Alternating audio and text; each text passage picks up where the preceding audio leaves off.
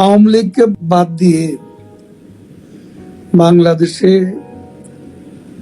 কোনো বিশ্বাসযোগ্য, গ্রহণযোগ্য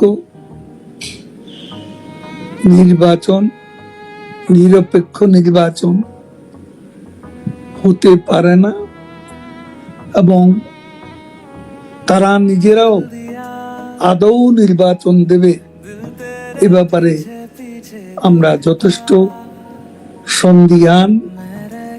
নির্বাচনের নামে আজকে তাদের যে অশুভ অ্যালায়েন্স, এই অ্যালায়েন্সকে নিয়ে তারা আজ সংস্কারের নামে গোটা জাতিকে বিভ্রান্ত করছে।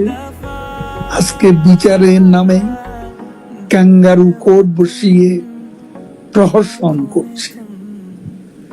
এই